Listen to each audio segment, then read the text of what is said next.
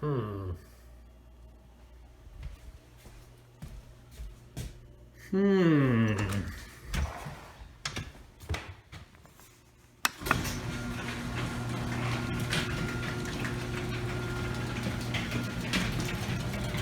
All right, Benny Boy coming to you live in December from the Mazda Speed Studio. I gotta apologize. This footage that you're gonna see is from the end of October. Biden hasn't even won the election yet. You know, it was a different time, but it was hot and heavy, and we got it done. All right, so now I'm trying to get you guys up to speed on where we're at with the project, and I will tell you it is running and driving, going great. So stay tuned with the series. This next video, or the rest of this video you're about to watch, is starting the initial strip down of both the failed engine and the new Ford Fusion engine. Just starting to dig into all the stuff that you're going to take off of both of them to prepare to make two engines into one very functional and reliable engine. So stick with the series, like and subscribe. Benny Boy appreciates it, and we'll keep it coming to you live. And I'm telling you, we've got probably enough footage for 6 to a dozen more videos. So stay up to date on Project SubZero, and I will catch you after this one. All right, coming in hot with a pro tip. Whenever you're getting ready to mess with any type of exhaust hardware, you always want to make sure to PB blast it ahead of time.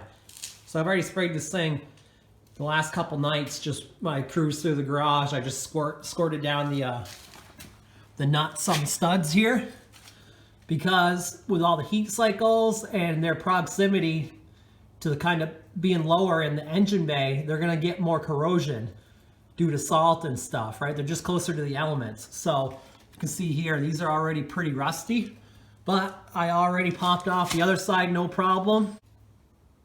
Pro tip number 2, always use a 6-point socket.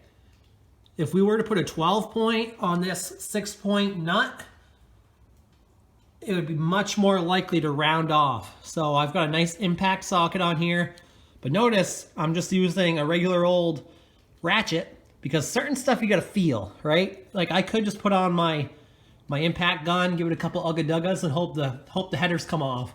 But this is the type of thing where you gotta kind of turn it a little bit, see how it feels. Maybe you have to heat it, maybe you have to spray it. You know what I mean? So use the right socket and then do it manually to first break your tough hardware loose if possible. Update.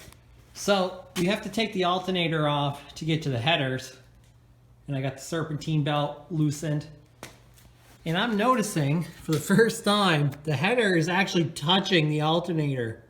Holy moly. And the reason I noticed this was when I was loosening the big bolts that hold the alternator in, there's these washers. No, I'm on the back side of it to kind of like tip the alternator down a little bit. I'm like, that does not look factory. So sure enough, I'm looking in here. You can see right down the middle there, there's like 2 or 3 washers stacked up where the alternator mounts.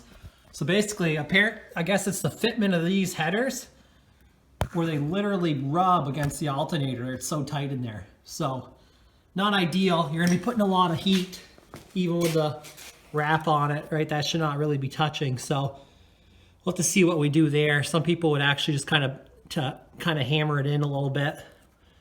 Obviously that's not ideal either, so we might just stay with a washer technique, but that is a little sketchy. So, you know, it's just funny the stuff that you come across when you inherit someone else's car, right? So just keep that in mind when you're buying a project car, that they might not have done things exactly right, or you might find some funky fitment issues with aftermarket parts.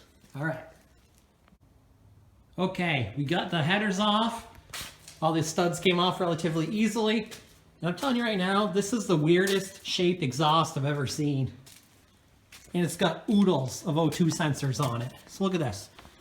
Here's your header with an O2 sensor, coming down to this downpipe with an O2 sensor, coming over under the engine where it meets up, or sorry, it goes all the way down, bolts here to this flex pipe. It goes to the wacky cat.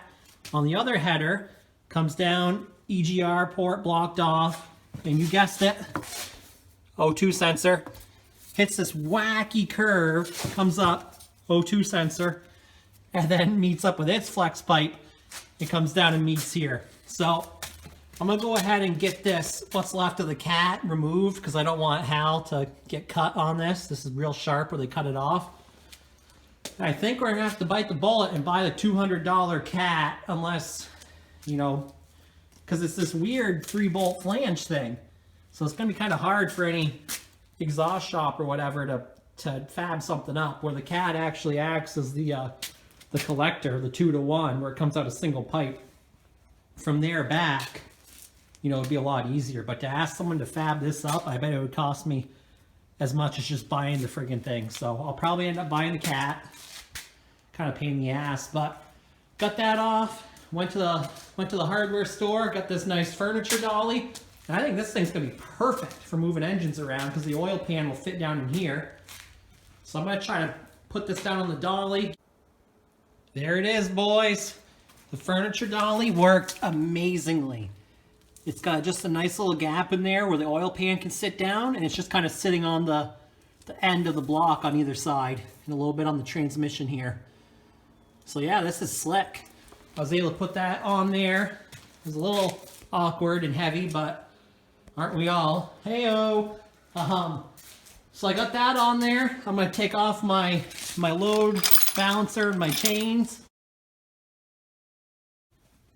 3 bolts in, and my friggin' impactor died, boys. Without that impactor, this job is a lot harder because the flywheel wants to spin. Of course, the engine didn't want to move at all before, but now doesn't that flywheel just want to spin whenever I try to loosen the flywheel bolts to hold the clutch on. But it's all good. We'll let her charge up. You know, it is about 28 degrees out. Can't blame it.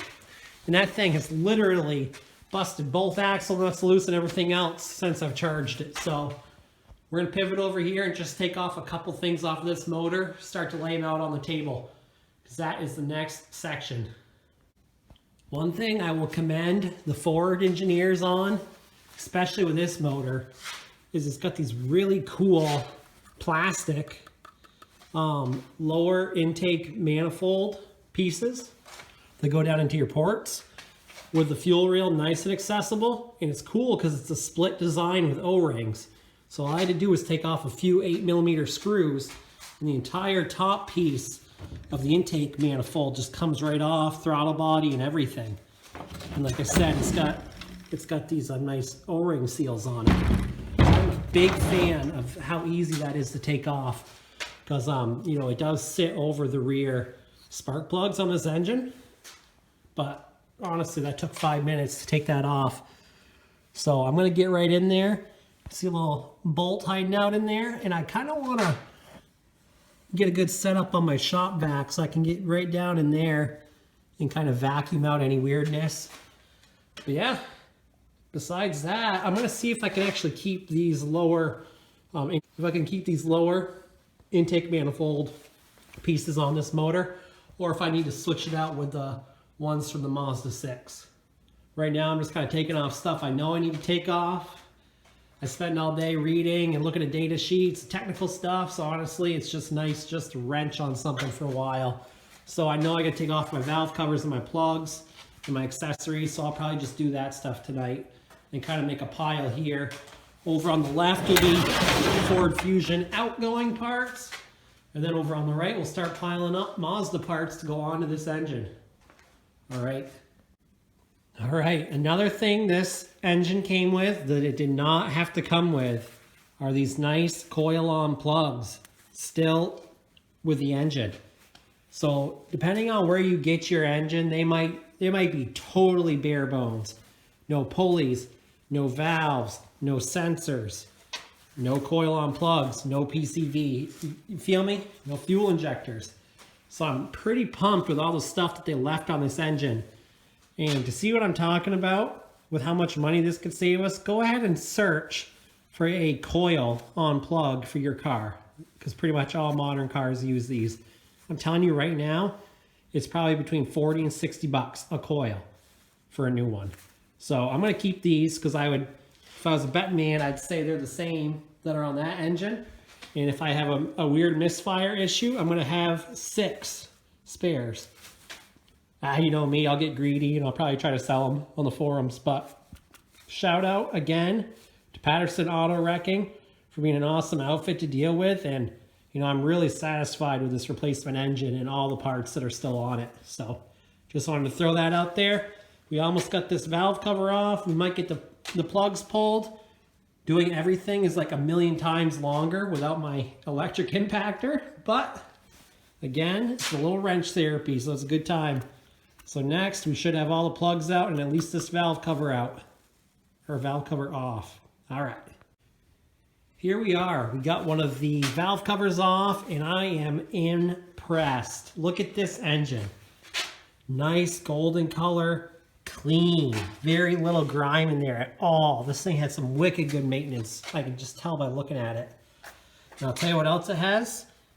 All of the rockers, and they're not broken. I would even venture to say that the chain looks kind of even new. So it says on here that it's a Morse chain, and it's got that number, that E23BP1. I'm gonna go research it and compare it to the chain on this engine. If this isn't a replacement chain, that tells me that the timing stuff has been done at some point on this engine. And boys, you know what that makes me almost think about not doing? Messing with the timing, if that's the case. So I might go ahead and look, see if there's any pictures online of what the OEM chain looks like.